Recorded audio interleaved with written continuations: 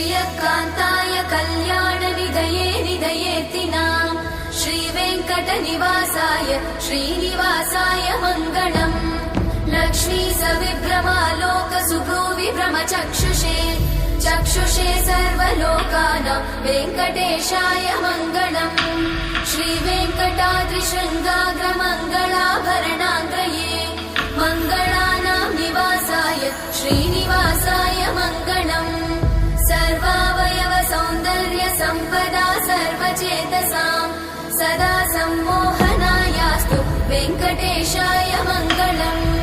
नित्याय निरवध्याय सत्यानन्दचिदात्मने सर्वान्तरात्मने श्रीमद् वेङ्कटेशाय मङ्गलम्